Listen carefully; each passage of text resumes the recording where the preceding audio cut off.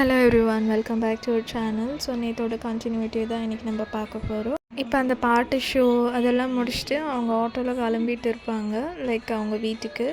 அந்த டைமில் பார்த்தாக்கா விராஜ் வந்து கேட்பான், இந்த மாதிரி ஒரு ஃப்ரெண்டு இருக்காங்கன்னு நீ எனக்கு சொல்லவே இல்லையேன்னு சொல்லிட்டு போகிற வழியில். பட் அவனால் அதை திருப்பி அதெல்லாம் ரீவைண்டு பண்ணி பார்த்துட்டு அவனால் அதை அக்செப்ட் பண்ணவே முடியலை.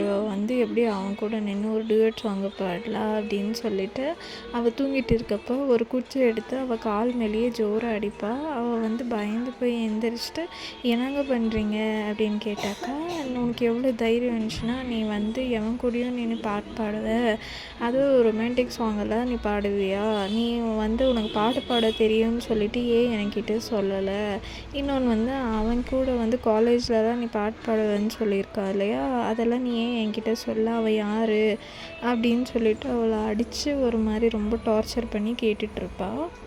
அதுக்கப்புறமா சொல்லு, உனக்கு என்ன சம்மந்தம் அப்படி இப்படின்னு கேட்குறப்போ அவள் வந்து ஜான்வி என்ன சொல்லுவான்னா, அவன் வந்து என்னை ஒன் சைடாக லவ் பண்ணிகிட்டு இருந்தான், அவன் வந்து எனக்கு ப்ரப்போஸ் பண்ணான், பட் நான் அவனுக்கு அக்செப்ட் பண்ணிட்டு இல்லை, அதை விட அந்த காலேஜ் முடிஞ்சு அவ்வளோதான்னு சொல்லிகிட்ருப்பா.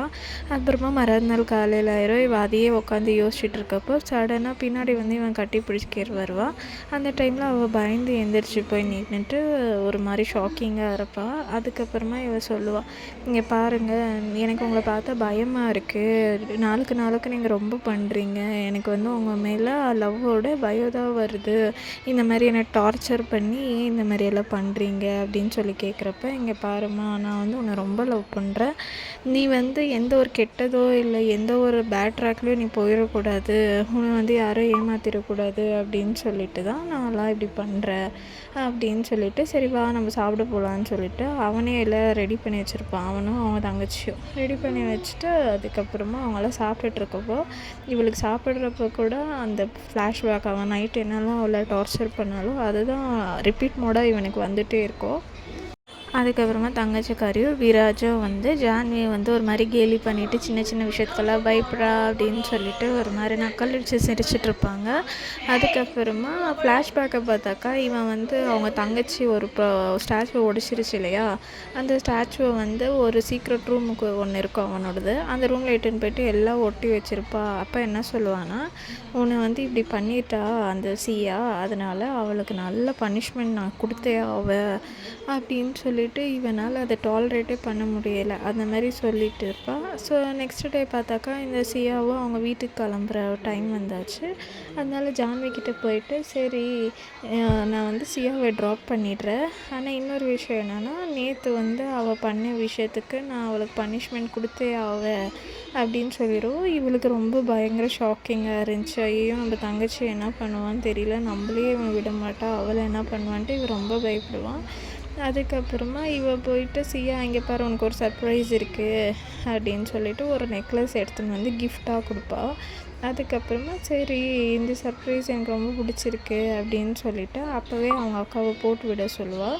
அதுக்கப்புறமா எல்லாம் மாட்டிக்கின்னு ஃபைனலாக சரின்ட்டு அவளுக்கு ரொம்ப எக்ஸைட்மெண்ட்டு ஹாப்பியோ கூட, ஏன்னா கிஃப்டெல்லாம் வந்துருச்சுன்னு சொல்லிட்டு. அதுக்கப்புறமா அங்கேருந்து கிளம்புற மூமெண்ட்டு. பட் ஜான்விக்கு என்னென்னா பயமாகவே இருக்குது இவன் சொன்ன விஷயம். அதுக்கப்புறமா ஜான்விக்கிட்ட அவனோட ஃபோன் அவள் கையில் கொடுத்துட்டு, அதுக்கப்புறமா இதை வந்து ஒரு மெமரியாக நம்ம சேவ் பண்ணலாம் அப்படின்னு சொல்லிட்டு, வா நம்ம எல்லோரையும் ஃபோட்டோ பிடிச்சிக்கலாம் அப்படின்ட்டு ஃபஸ்ட்டு சியாவையும் ஜான்வியாக ஃபோட்டோ பிடிப்பா. பட் ஜான்விக்கு என்னென்னா, அவன் சொன்னா இல்லையா இவளுக்கு ஒரு பனிஷ்மெண்ட் தரேன்னு சொல்லிட்டு அதுவே மைண்டில் ரன் ஆகிட்டே இருக்கும். அதுக்கப்புறமா நெக்ஸ்ட் என்ன பண்ணுவான்னா, சரி என்னையும் வந்து சியாவையும் ஃபோட்டோ பிடிக்கினி அப்படின்னு சொல்லுவாள். பின்னாடி பார்த்தாக்கா ஒரு மலை உச்சியாக இருக்கும், அவங்க மலை மேலே தான் இருப்பாங்க அவங்க வீடு. ஸோ அந்த உச்சிக்கிட்ட நியராக கூப்பிட்டுட்டு போயிட்டுருப்பா. இவளுக்கு ரொம்ப பயமாக இருக்கும். அவங்க தங்கச்சிக்காரியும் பயப்படுறா, வேணாம் மாமா எனக்கு ரொம்ப பயமாக இருக்குது அப்படின்னு சொல்லிட்டு. அதுக்கப்புறமா விராஜ் பிடிச்சி அவங்க தங்கச்சியை தள்ளி விடுற மாதிரி இவள் இமேஜினேஷன் பண்ணி கத்திகிட்ருப்பா. அதுக்கப்புறமா பார்த்தா அவங்க ரொம்ப நார்மல் பிளேஸில் தான் நின்றுட்டுருப்பா. அதுக்கப்புறமா 3 பேருமே சேர்ந்து அவங்க ஒரு செல்ஃபி கேமரா மாதிரி ஃபோட்டோ பிடிச்சிக்குவாங்க.